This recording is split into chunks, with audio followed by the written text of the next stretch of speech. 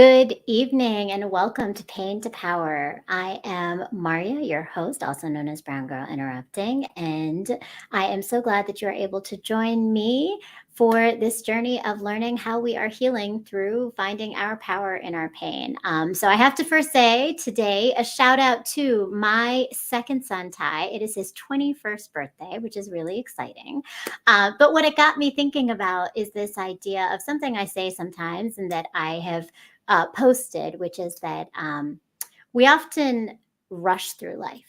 And meaning that we move forward. So, my son's 21. Like, I don't even know when that happened. That he went from baby Ty, little boy, to now this grown 21-year-old. And the truth is that we remember our journey sometimes, but we have to recognize that journey and where we've come through in it. And oftentimes we move so quickly through things, and I know I do, I'm sure many of you might do too, that we don't take note of all we've accomplished and been through. So in this healing journey, I hope that you take those moments to really stop and just reflect and recognize the journey that you have gotten through to get to where you are right now and claim your power within that.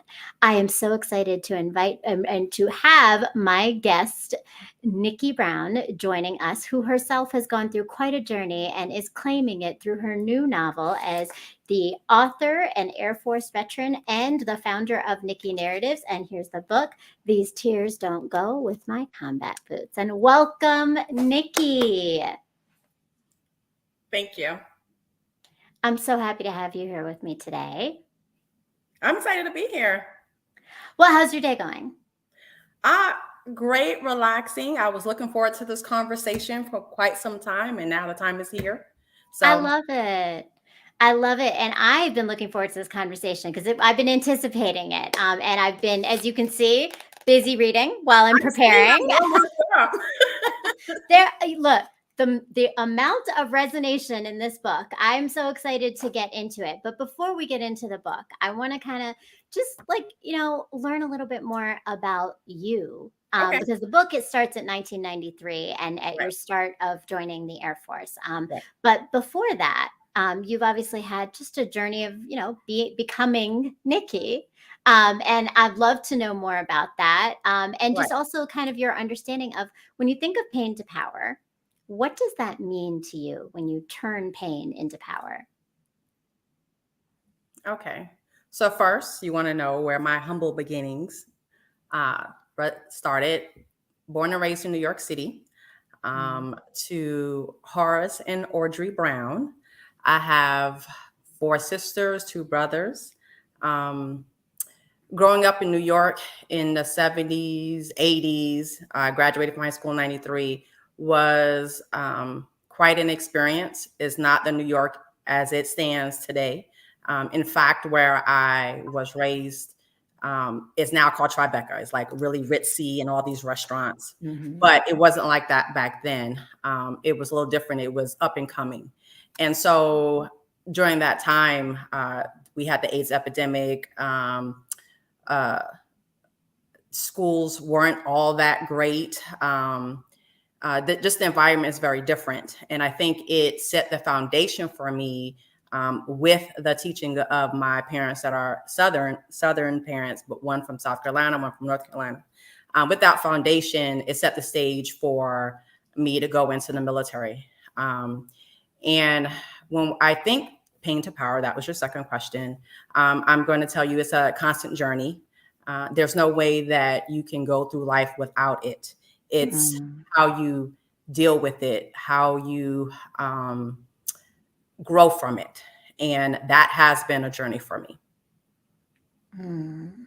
Thank you. Yeah, and I appreciate you kind of giving me that background because clearly, what brought you to the military is part of those foundations. Now, your father himself was a Mhm. veteran as well.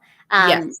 And thinking about what you said in terms of it's this constant journey, you've started Mhm. different iterations of journeys, it seems like, in Mhm. your life through different experiences. So you in 1993 you did Mhm. join the Air Force. I And did. your father, was he Air Force, or was he a different branch? Yes. My dad is a Vietnam vet. He was actually drafted in the Army. In my book, I kind of talk about that a little bit. I talk about um, when I first thought about the military. I talked to him a little bit about the Army, and that's what I was going to enter. But based on the time, 18 years old, trying to figure out life, and Mm. the Army wasn't the right fit for me. And so Mm. the Air Force was, and that's how my journey began. Hmm. So what I mean, so that was a shift in itself right there, right? Mhm. What was it? And I want to say, I think it's really important to recognize because the imagery on your book is so powerful because it really captures so much of these layers of you joining the Air Force. But what was it about the Air Force that kind of made you want to go in that direction more so than the Army? Okay. So the recruiter himself actually stirred me to the Air Force, the Army recruiter. Um, each branch has its own identity. And as an 18-year-old New Yorker, the idea of going to the Army was good to get out of New York, to kind of find my own place. But they're a little bit more in my through my 18-year-old lens, they did a lot more outside than I wanted to be. Um, Okay. they played a little bit more dirt than I wanted to. And as you know, New York is a concrete jungle, right? So a lot of the things Hmm. they were doing were things that it didn't sit well with me, so to speak. Um, and I knew that I didn't want to go in the Navy. I couldn't swim. Marines, that's a whole separate beast. I wasn't even touching that. And then when I went to the Air Force recruiter, um, as a New York kid, I kind of told him, I said, so I don't want to be outside and I don't want a gun. So what can you do for me? And he said, well, he was like, well, you sure you want to join the military? And I was gonna say, what's the options there? But I guess right. Air Force. So he was like, so why you join the military? And as a smart New Yorker kid, I was like, well, you're not outside and you don't have a gun. So what are you doing? And so then he was like, all right, come on in, let's talk. And so that's when it began. I will say he worked very hard to get me in the Air Force. Mm, As you know, being in the city, of dreams, you can do anything you want. And so he knew that. And so he did everything he could to keep my attention. He brought me to our Air Force base, showed me what it would look like, and it was appealing to me. The big part for me is the independence from everyone, doing things on my own. mm, And the Air Force recruiter did a very good job bringing me in. He didn't, you hear these stories that Air Force recruiters lie to you. I have to say he was probably the most honest, but I made him be honest because I was like, I'm not signing any papers until give me a job that I know I'm not outside. And he did that. I came in as an administrator. I love it. Well, that's great. And it sounds like, I mean, so the shift was one shift of environment, but then Yes, it was just a big shift in environment. but what else? Like so tell me about that. Like you're 18-year-old young girl, right? Who's like, okay, I'm ready to oh, looks like we lost her. She'll be back. There we go. Okay. All right. Did we lose you for a moment there? All right. I can see you. Oh, okay. All right. I wasn't sure. Mhm. All right. So in you had a shift in the environment itself, but I'm wondering like just, being this young 18-year-old, this is totally new, to you in your world. What was like the whole experience of joining the Air Force? I mean, it's entirely different. You got boot camp, you got so many different things. I mean, Right, I've never been in the military, so right, kind of enlighten us right, about, what this young 18-year-old Nikki was experiencing in this right. shift. Well, my parents did a great job with setting the foundation. So I knew all about rules and, how to stay in bounds and, the customaries, yes, ma'am, no, ma'am. I had that all down. And so when I initially came to basic training, it was very easy for me to follow rules and not get out of line.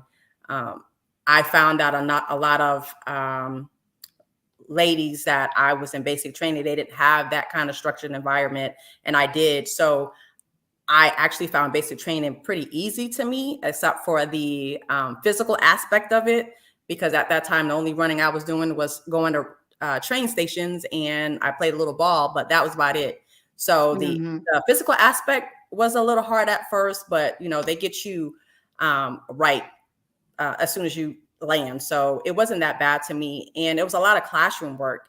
And so that wasn't hard for me either. I was very studious through school. So it wasn't hard for me at all. I think after leaving basic and going to my first base, that was the big shift because I'm leaving this big city of New York and I am now stationed in upstate Michigan, which was like an hour away from Canada. Hmm. A lot of wilderness animals, things that I saw in the zoo. They were just like running around. So that was a different, that was different for me, right? Like little things like first day of deer hunting season up in Michigan. It was like a holiday. It was just a different world, but it was a world that actually humbled me, so to speak. And it just taught me that there were things that were outside of the city of New York. And Mm. I grew a lot. I calmed down a lot because my mouth. I mean, I'm a New Yorker, right? And so the military taught me a filter to have a filter. That's what I didn't know. That's what I didn't have. It was a filter. And so that's what the military did for me. It kind of calmed me down, showed me what teamwork was about because I was kind of for self, except for taking care of my sisters, of course. But Hmm. that's what the military kind of taught me. I love that. But that's, I mean, that's a lot of additional building into, who you are and who you are today. But the military also took you on this trajectory that led you to this book. So, Yes. and this seems to be a good core of some of that pain to power journey that you've been on. Um, Tell me a little bit about the book, what made Okay. you write this book, and what it means to you. Okay. So, what made me write the book was my journey to healing. Back in 2019, when I retired from the military, like most veterans, you go to your nearest VA, you check in, make sure you get all your medical taken care of. And my first appointment, I talked to my doctor about anxiety that I was having and some other things that were going on with me. And when I talked to her, she then she listened, which in the military, I don't feel like I had time to pay attention to feelings and emotions. And so when she had me talk to a therapist, my journey of figuring out all my feelings and emotions and things that were going on with me led to a diagnosis of PTSD. And not the PTSD as far as war is concerned, a different type of PTSD, and that was military sexual trauma. And it was 2 years, I want to say 2 years of me doing some intensive therapy, um, where I got a lot of things aligned for myself. And I was in and out of depression when I retired. So there was a lot of things going on. And once I got that intense therapy, now, most people say after therapy, what do you do next? And Mhm. so I said, I need to do something with this thing that happened to me. And I kind of went back to what I did when I was younger. I used to write my feelings and emotions down. I never really spoke about it. And so I talked to a friend of mine that got me connected to a scribe coach. Her name is Pender James. And she helped me through my journey with this book. And the book, I will be honest and say that it started out as just something for me to put a period to the end of that part of my life. Mm. I needed a door to close. And for me, it was like a not literal, but a figurative. I needed to close it. And that so Yeah. like literally the book was the last chapter of that because now I'm ready to move on. I'm ready to um, do new things, have better relationships. And that's what that book was for me. Hmm.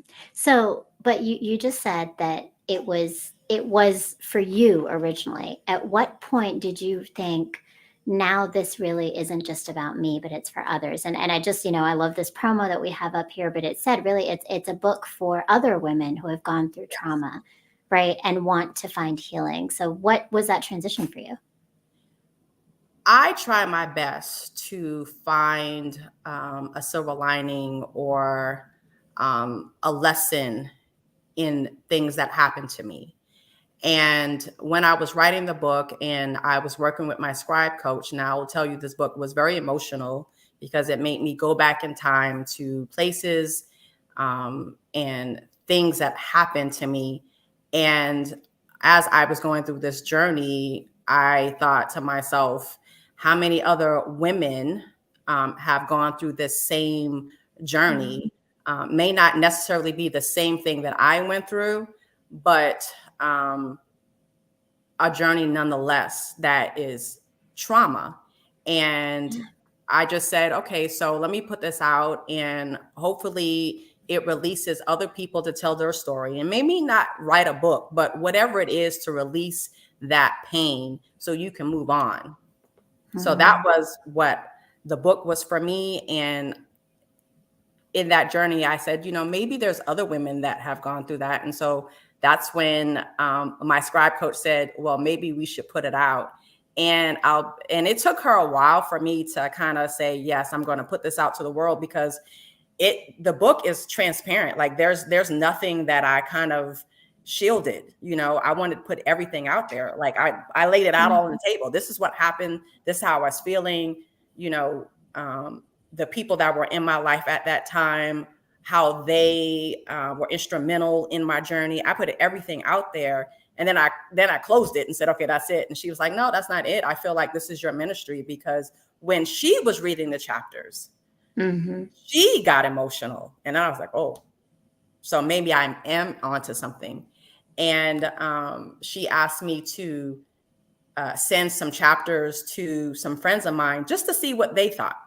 And the same thing, emotional. They actually called me and they were mad at the characters in the book, So then I was like, okay, well, Mm-hmm. maybe. So these are signs, right? In my opinion, like these are signs. They have no idea. My friends have no idea. No one knew that I went through any of these things that's in my book. And so when they started looking at me and saying, "You're such a strong person," I never saw this in you, and now they're tearing up and they're recollecting stories that that were told to them or themselves have gone through a similar journey. So that's Yeah. when I said, okay, well, maybe I should put it out. And I'm still, still scared, like I get emails and text messages like, let me tell you about this book. And I'm still kind of scared because it's transparency. It's vulnerability. It's scary. Oh, vulnerability is scary, right? But I think, what you just said, thank you. First of all, thank you. Thank you for bravery. Thank you for the vulnerability. And I think the beauty of what you said is you gave permission for other people to release their pain, their trauma. And I think, one of those challenges is facing our emotions is not easy, Mm, especially when you were in a culture of not talking about yes. that emotions was not part of the culture of the Right. military, and sometimes even personalities, right? I don't know what Mhm. if you were you before an emotional person, or have you always been someone who No, kind of guarded her emotions more? yes, I've always, a lot of people, when they meet me or they read the book, they say, the military probably made you that way. No, I've always been an introvert. And I didn't even know what an introvert was until I came into the military. And someone said, that's what you are. I have always been someone that didn't want people to know what was going on with me. I don't know if it's a fear that someone would think less of me, or I don't know Mm. what it was, but writing was my way of getting those things out, and I could put it away and no one would know, that these things are going on with me. So me going in the military, it was easy because, like you said, the culture is not one of emotions. I will say they do a lot better today than they did when I came in '93, as far as dealing with mental health and trauma. Um, Mm. they do they're doing a better job with cultivating an environment where you can go talk, but it's still something that doesn't kind of sit right with the military, in my opinion. I don't want to speak for all, but in my opinion, it was not an environment for me to tell anyone anything that was going on. Well, and I mean, I think that's a huge thing to be holding all of the things. And for those of you who go and get the book, and when you get the book, you'll see the journey that Nikki's gone through, because to hold all of this to yourself for so long, and still show up as a mother, as a Right, professional, as, right. you know, as a sister. You're part of a family unit. Like there's so much, like that is huge. I mean, Mhm. that is really, really big to do that. And I see we've got a lot of fans in the chat. I want to make sure we honor some of that. Penda James says you definitely wrote through the pain until you got to your healing. Yes, yes. And Penda James, that is your That's your my your scribe scribe. code. That's your Yeah, scribe. I love it. from day one until we, had it printed. She has been on that journey with me. And if you have a story, and it's a shameless plug, I know you weren't looking for this, but if you have a story to tell, she is the person that will pull that out of you. Oh, I And trust love me, it. yes, trust me, the emotions, all the things that you see, that transparency, I didn't do that alone. She helped me through that. Mm, Like mm. we talked about, I wasn't in an environment to do that. And to have someone come outside and say, hey, let's tell the story, man, she is incredible.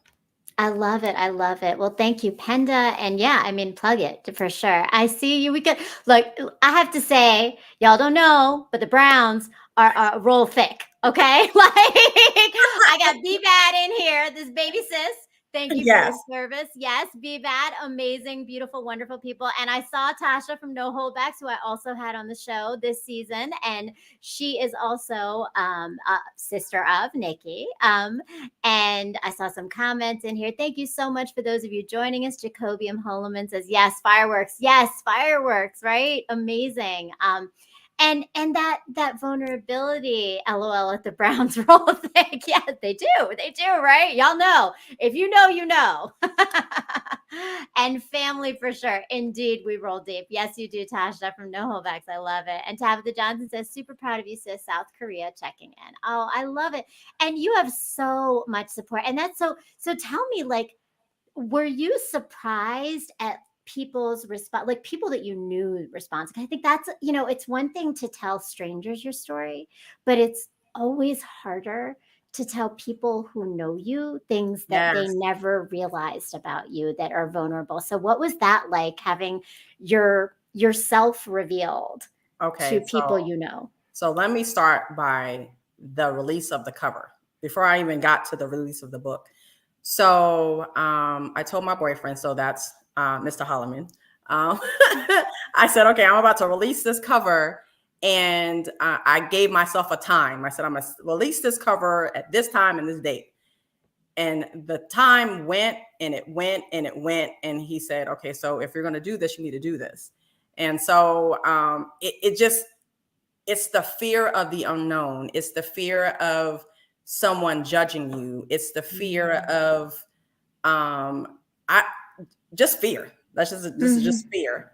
And when I finally did it, I took a deep breath, and then like all these people like out of the woodwork and said, hey, I can't wait to read your book. And I'm like, yeah, okay, we'll see.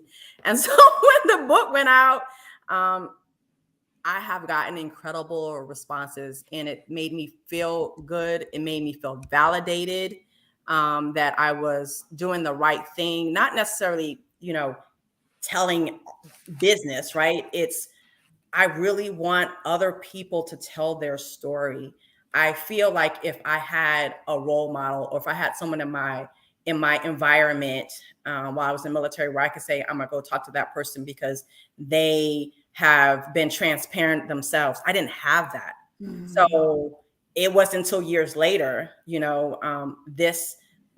book talks about a time frame 2000, I think it's like 3 to 2007. We are now in 2023. It took me this Mhm. long to be able to write this story. So that is a lot of feelings. That's a lot of emotions.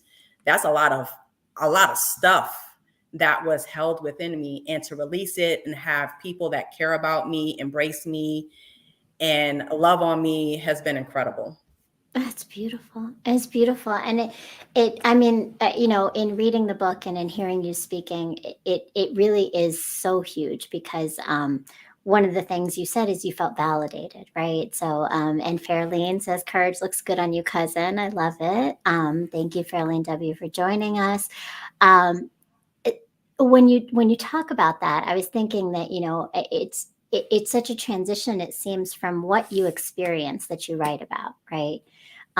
In terms of not being validated, right? You were in a relationship with someone who dimmed your light, who Yes. took your power, who or attempted. Let's be clear. Hmm. I want to, because you are the victor, not the victim, and I Absolutely. love that, right? So that, but attempted, right? And that difference of being validated versus that environment you were in. Mhm. Tell me a little bit about just the mental space of what the environment you were in had done to you in your own understanding of self. Okay. So let me go back in time. When I finally said, I can't do this anymore, and I will have to say that my son was the light in a very dark world that I was in. And um, I remember him at 7, 8 years old becoming a protector of me instead of being my son. And Mm. I said I had to change some things. And the only thing that I could think of was I needed to get out. I needed to figure out a way to just stop all of it. And oddly enough, um, in the book I talk about it. I actually asked for a deployment. Most people are picked or selected. I asked for a deployment because I needed to free myself. When you're married to another military member, you don't get to select where you're working. So not only was I going through all this stuff at home, we also worked in the same unit, and I never had a break. So it was constant chaos all the time.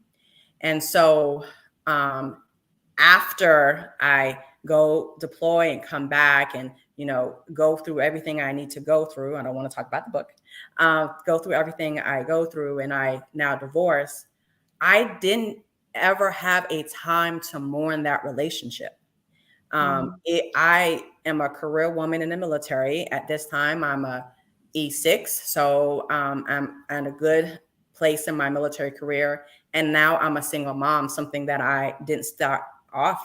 And then I'm going overseas with him. So I didn't have time to think about that. All I knew to do was to keep going forward. That's that's that's the only thing I knew how to do. Um, Mhm.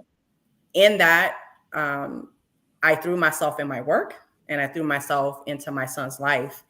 And later in therapy, I realized that while I felt like I did great in both, but it was also a band aid, right? Because if you Mhm. don't, that was my vice, working hard, working 12, 16 hours, being there for everyone all the time. That was my vice. That was my band aid. Mhm. And when I retired, so that life is gone. My son is now in his 20s, so he doesn't need mom anymore. And that's when all the other stuff started coming back. All that stuff that I thought that I left behind, that's when it came back.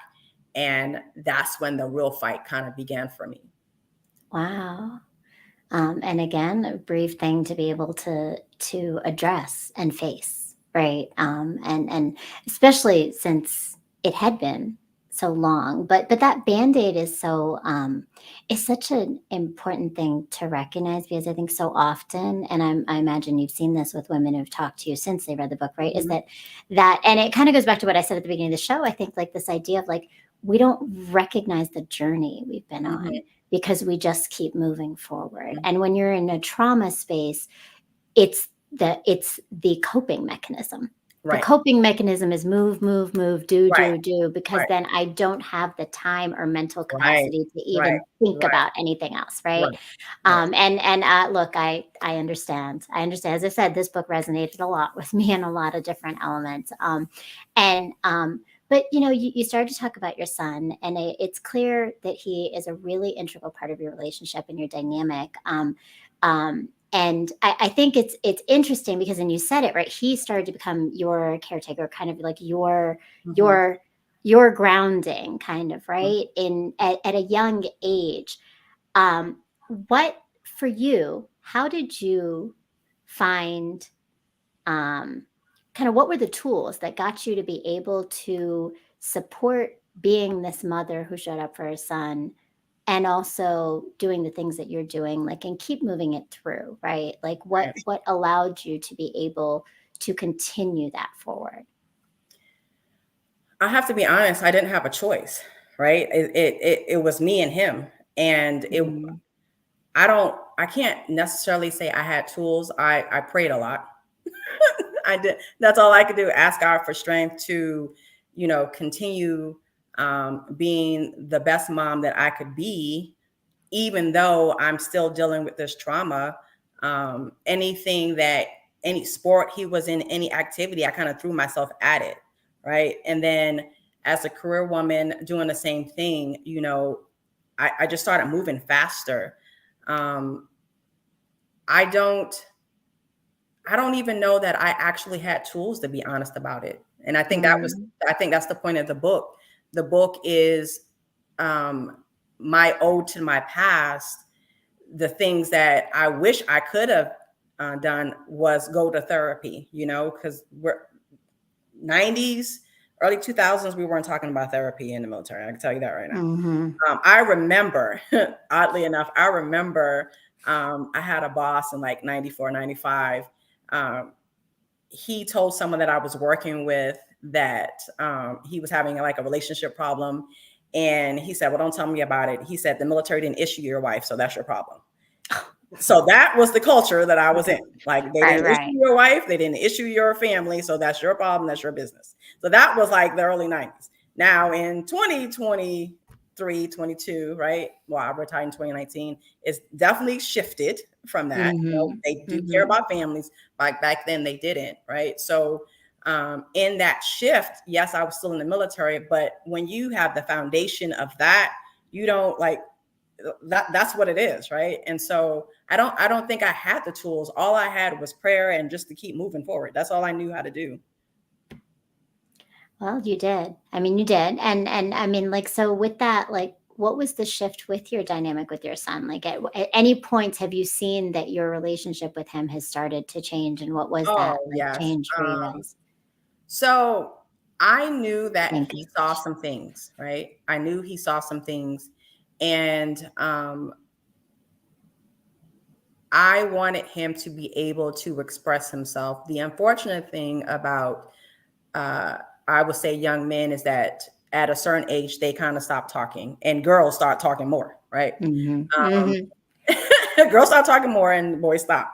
And so I had to actually turn into like a counselor myself, like investigator. Like if I had questions, what's going on with you, open-ended questions. But I knew that he had all these emotions and things going on with him as well. And it wasn't until his teenage years that it started manifesting. He started being more angry, so to speak. And so then I shifted gears as a parent, and I started inviting coaches in his life. It was like that. That's all I knew how to do is to try to find a fix. Mm, In that journey, especially now, we have a great relationship. I never hid my emotions, what I was going through. Now, I will say that I tailored it for his age, but I needed him to see the adversity that I was going through. I needed him to see that the world wasn't roses and rainbows and unicorns.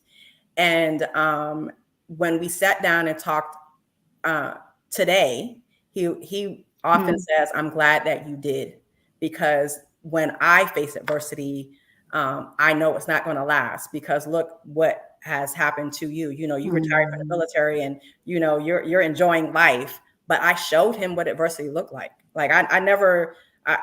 I mean, he was there for some of it, right? So we had to talk about that, Right. and I allowed him to witness from that until when he came to my retirement ceremony. So he was there for all of it. And I think that's the big thing is, allow your kids to see that the world is crazy, but you can get through anything. Mm, yeah.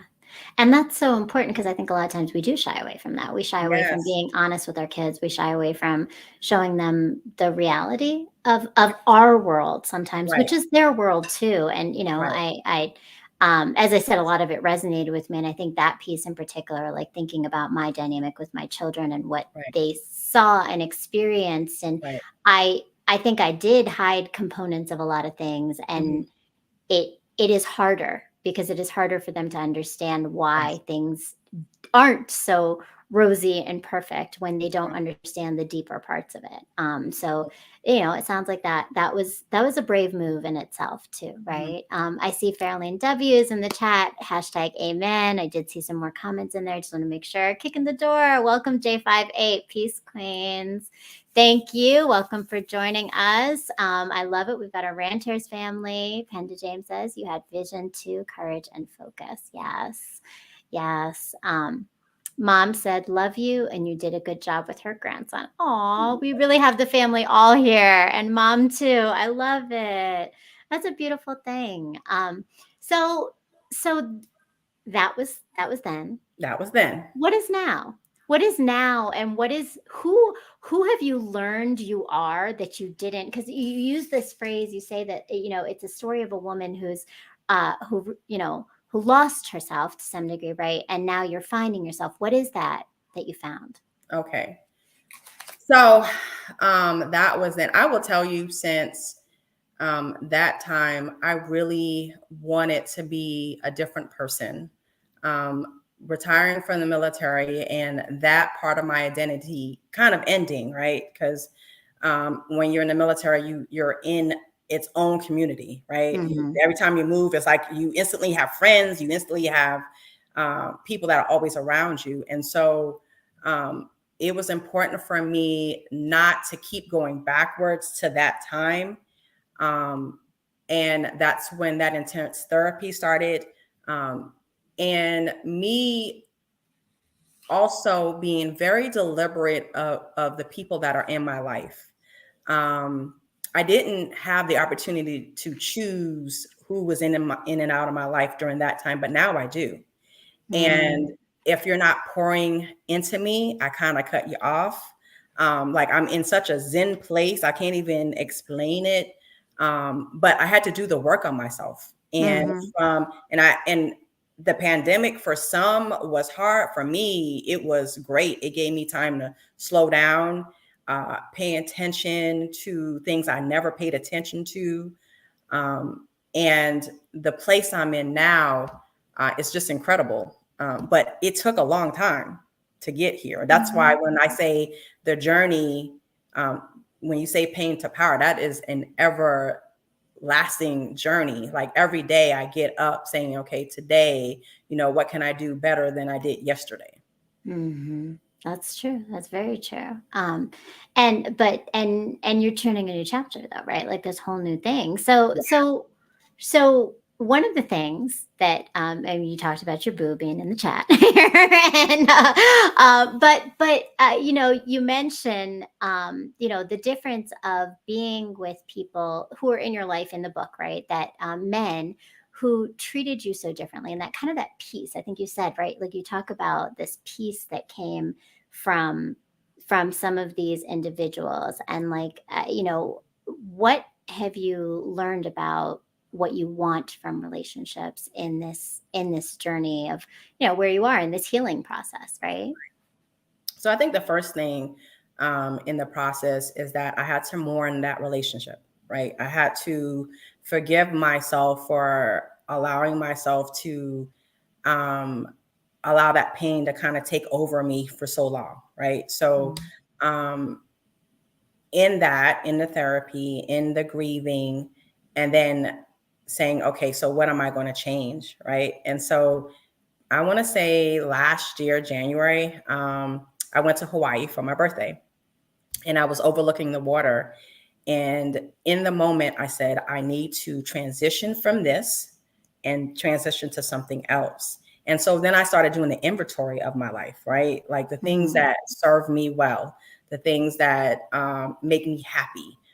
And unfortunately, some of that means cutting off relationships that Mm. I was holding on to, right? That Mm-hmm. because I'm content and it feels good, but it's really not good for me. I'm holding on to them because I'm used to it. And Mm. when I made that um, declaration to myself to stop, let go of that, and start something new. Like from January until May, till I met my new boo, as you stated, I really was doing Nicole, like anything that made me happy, anything that just made me just feel good inside, right? And in that, when I met him, it was because I was clear minded, my heart spiritually, I felt cleansed. And sometimes you meet people and you don't see them because you still have all this other stuff. And I think it's important for me to also say that Mm, in before I met him, it's not like I didn't date at all. I did, but I wasn't ready because I didn't do the work on myself, right? I didn't know mm, what made me happy, you know. yeah. I didn't know. Um, I found myself always trying to make someone else happy, right? Not understanding that I need to be happy first, and whoever else is in my life, they add to the happiness, right? They don't like to subtract, right? Mm-hmm, So mm-hmm. I had to get to that place. In order to get to that place, I had to spend a lot of time with myself, and that's what I did. I think a lot of people get into this notion that I had this bad relationship, so let me get into another relationship so I can make that one not be in my mind, in my heart anymore. Right. I'm gonna And erase it. right. And so that's like the worst move, right? And go ahead. No, I love that you just elevated that, though. I think that healing piece is so important, Hmm. and forgiving yourself and recognizing your own patterns that allowed you to accept things that you weren't for you to accept, right? That weren't Right. worthy of you, right? Right. Um, and I like what you were saying. I was thinking, I say sometimes this idea, letting go is liberation. Yes. Definitely Yes. liberation Yes. in Yeah. that, in letting go. And I mean, that's a great journey. It's a lot that you've done with it. And so, in thinking back now in your book and what you're gaining from your book, what would be some of the advice? I mean, you've talked about reaching out to others and not holding things in, reaching out for therapy, but are there other things that you think that women or individuals who are going through trauma that you've learned through your own healing of ways that you could advise them to address their own pain? One of the things that, if I could go back in time, right? If I had a time machine, is letting people that are close to me know what's going on with me. Um, it's scary. Um, I was known as the strong individual that, I'm excelling in my career. I appear to be this great mom. I'm all things to everyone, and inside I'm broken. Mm, And maybe allowing others to help me, right? I didn't know how. I don't know if it's because I hadn't seen it, or just the fear of seemingly being weak, right? I didn't want to seem weak. You remember I said I'm a New Yorker, right? So we don't want to be weak, right? So that's my mhm. mindset. And so I just didn't know how to release it. So I wish I allowed someone or someone's the opportunity to help me. But maybe that wasn't what I was supposed to do. Maybe that is a part of the journey, right? Maybe this book is allowing me to give others the avenue to do the same thing that I did, right? Because to hold on to all of that from 2002, 2003 to 21, 22, 23 is a long time. And I don't want anyone to ever feel that way, feel like they can't talk to anyone. And so just I wish there was like an avenue where I could talk and not feel like I'm less of a woman, of a person, um, because this trauma happened to me. That's huge, though. Thank you. And that, I mean, and I think I saw it in the chat. Someone said this is why it's for more than just you, right? Mhm. That this is it. And reaching out to others is a scary thing, is a vulnerable thing, but the benefits of it are so huge. And you're speaking to it for sure. Mhm. So I really appreciate this conversation. We're going to take a quick break because, like you, I'm also a writer. I'm in the process of a book. It's coming. It's coming. It's going to be there soon. Okay. It's almost there. But for now, we can take a moment and just check out the blog that I've created, and then we'll be right back.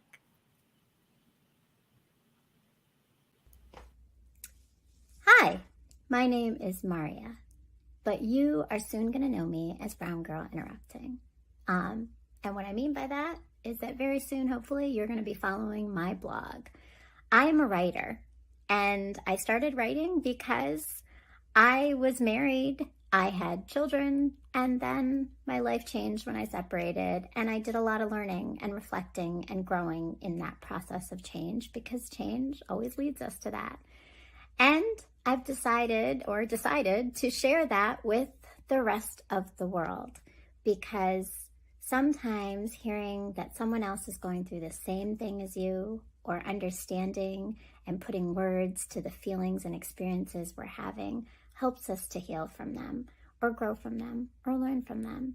And so that's what my blog is. It's writing about life, healing, relationships, parenting, dating, marriage, pain, love, mistakes, growth,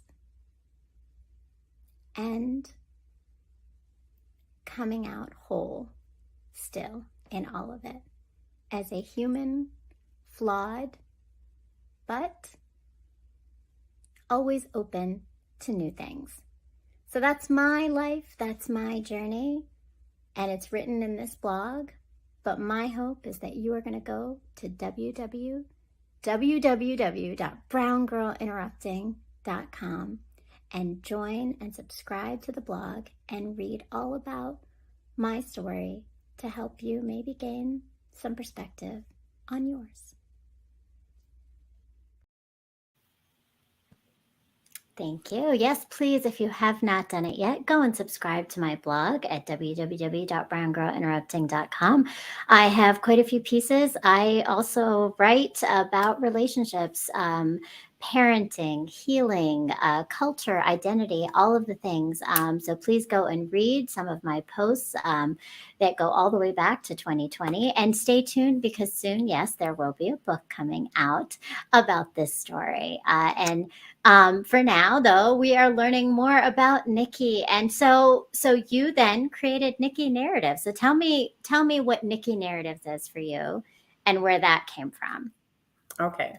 I'm going to tell you a little piece Okay. about it, not too much, because on July 2nd, as you mentioned, I'm going to be on with my sister, who's also a podcaster, No Holdbacks, and I'm going to be in depth with question and answer about the book and about myself. But Nicky Narratives is me using my voice to talk about anything and everything. And if you have a topic, I'm going to write about it. I'm going to talk about it. The beauty of being retired is I have a lot of time on my hands, but what I'm realizing, even with this book, there are a lot of healing that still needs to take place. And so to be able to give an avenue to others to talk about their pain and their journey, I want to use my voice. I'm not a therapist, but I can clearly say, girl, I got you. I understand. And so that's what Nicky Narratives is about. I love that. And I think there's so much power in that, right? And I Mhm. understand. I understand is so underrated. Sometimes we Mhm. don't realize, like, I mean, I know for me, when someone says that, like, there's just something, right? In your experiences, when someone has said that to you, I understand. Right. What has that meant for you? It's almost like an instant validation, right? Because now it's it's the door opens up, right? Mhm. It's giving me permission to say, okay, let me let all this out that I've been holding on to, and that person in turn doing the same thing. And in that moment, it's almost like a healing moment, right? Um, Mhm. Oftentimes is impromptu. A lot of the conversations that I've had since this book has been released, has been very emotional. And that's the piece that I guess I wasn't expecting. But that's what I feel like the book is for. That's, as Miss Pinda told me, that's my ministry, is allowing Mm. people to um, allow myself to be the vessel to have those conversations. And it doesn't always have to be bad. Like you said, I think I'm listening to you, and I've listened to your past interviews. We have a lot in common, saying, Mhm. girl, I understand what it means to be a parent in this world, of dating or raising sons, right? Which is a beast in itself, right? Yes, I it is. grew up with sisters, right, in the household, and so I know what that's like. But the dynamics of a young man, that's a whole different beast. And when people say uh, raising girls is easy, I don't know. I feel like they're neck and neck, in my opinion, right? So just saying, hey, I understand. Yeah. It's a release. It just like I said, it's just the permission to tell you what's going on with me, and it's going to be okay. I love that, and I think that permission is so powerful for us to connect with each other, for us Mhm. to heal with each other, because healing is something that, yes, we do it alone. Yes, you have to do some work alone, but you Right, also have to do it. You also need others to do it in this collective, right? And that's part of the show, and it is, right? That is exactly what it is, and I would agree with you that we have a lot in common, right? This balance of motherhood, the balance of all of it, and just continuing to be who we are. So let me ask you in that, because I think for me, one of my challenges is that, yes, I express my emotions all the time. I mean, if you've ever seen any of my social media, like, it can be a mess at times, it can right, be right, hilarious at times, right? It's right, a little bit of everything. But I also know that emotions don't come easily for me. And right. it sounds like you're kind of the same. So what do you have moments where you need to pull back some of that to take care of yourself? Yes, man, that is something that I have learned to do in these last, I would say, 2 years. Disconnecting is something that I had to work at. You, as a parent in general, you go full throttle, right? You want to give your kids everything and all things, right? um, Mhm. but when it comes to yourself, you it's like a selfless thing. And so I am very conscious of the things that drain me. Anything from, if I know that if I pick up this phone and I'm gonna have this conversation with this person, I know it's gonna take 45 minutes. I'm not picking up the phone if mentally Yeah. I'm not there. I'm Yeah. I'm ignoring, and I'm going to say I'm going to call you back. And the good thing about the callback button, it doesn't ever say when I'm going to call you back. It just says I'm going to call you back, right? So cutting things off, giving yourself permission to just take a day out, whatever that is. Go do something. Go for a walk. Just be disconnected. Um, and again, like I said earlier, cutting people off, you know. Mhm. And I'm talking about friends and family, people that that are going to drain your battery, right? It's okay to love from afar. That's another thing I learned. It's okay to love Mm. from afar, right? I love you. If you need something, call me, right? But I know that I can't be in your sphere because Right. it's not going to be good for me. I can't love you at the expense of me. Right, right. And no, and I love that, and I think, what I'm realizing, and it's clear that through your journey, that healing took you to this place of knowing yourself, knowing what you want and what you don't want, Right. and who you want and who you don't want. You've made so many decisions where you center your own peace, it sounds like. Hmm. Um, how has that changed your life? I will be honest and say I am more at peace now than I probably have been in my entire life. And it's because I've learned to balance. And it's also because I've allowed people um, in my circle to tell me when I'm not good, right? Like they Mm. care and they love me enough to say, okay, something's not right about you. What's going on with you, right? So, but it's few. It's only a few people that I allow to do that, and they love me enough to give me the space I need, but also love me enough to be like, okay, you had the space. Are you good? I want to make sure you're good. So Mm. just having an environment that I know that I can grow in and be okay. That's so So be important to deliberate. I'm have. going to say be deliberate of the people that are in your circle. That's the most important thing that I've learned in the last couple of years. That's huge, right? Because I think we allow a lot of people in our circle that family and friends, right? Like it's Yes. just people that don't always recognize that we also may have needs, especially Mhm. when you become the vision of strong. You mentioned that, right? Like that you were so strong that everybody just thought you could do it Right. all, right? And Right. that's almost like a double-edged sword being strong, Mhm. particularly as a woman. Mhm.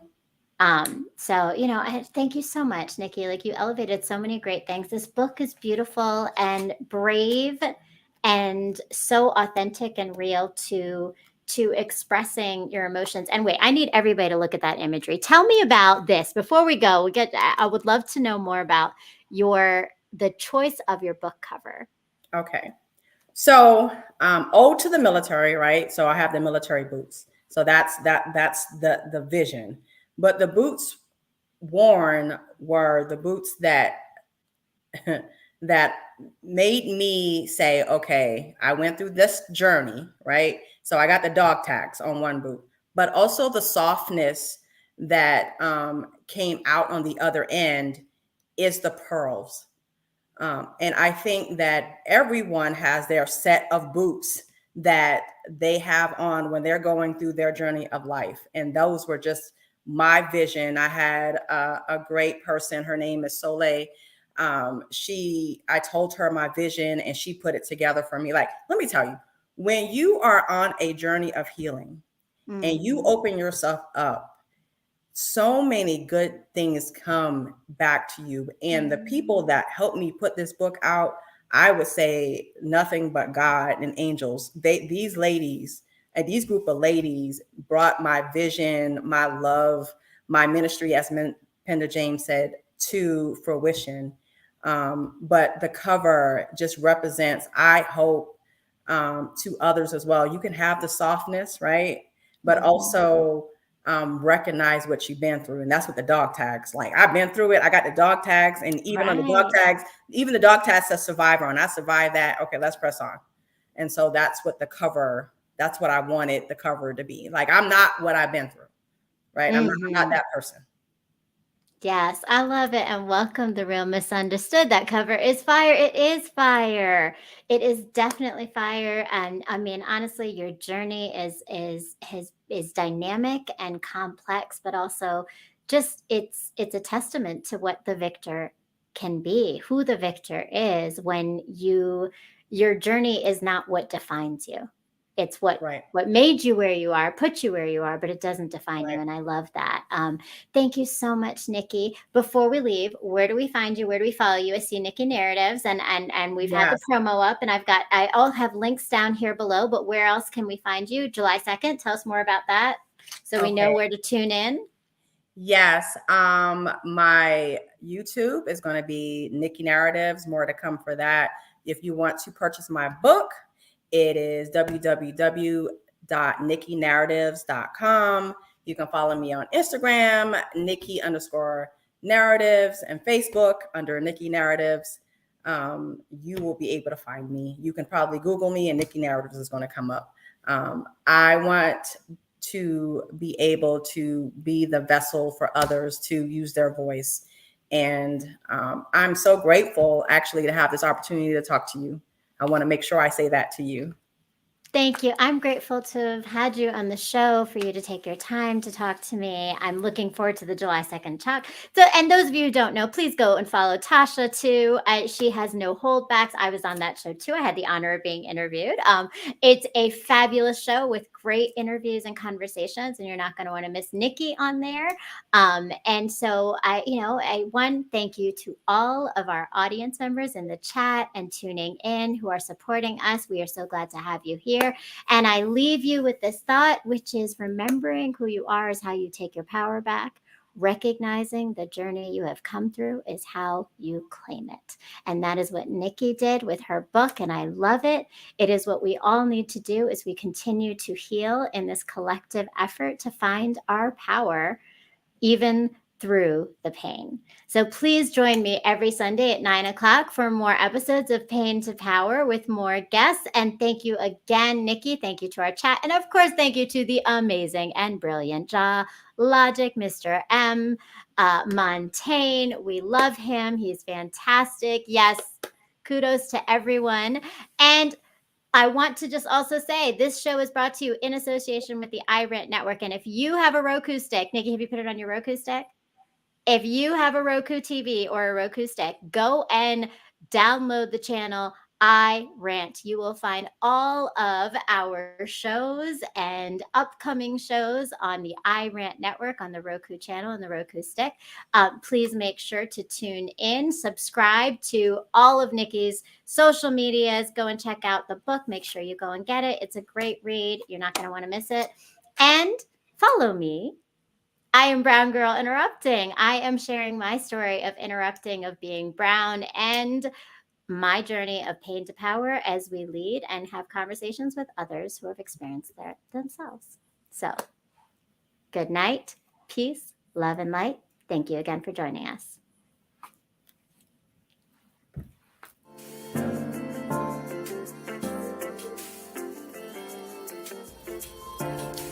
My world has slowly crumbled around me countless times, and every time I rebuild with the pieces I've been given to birth something so transformational and beautiful that no one else knew might exist before it was shown to them. These moments tend to coincide within my romantic path. The universe has been telling me to focus on the revolution and not romance. It has over time given me the tools, resilience, and light to turn my pain into power. And only now do I see that the key to this always resided in the love and knowing I had in myself, not from the external sources of family or men. The message I have been avoiding might be that my time in this world I had existed in was not to receive love, but to put it out there for others to see, feel, and heal through. Revolution before romance moves pain into power.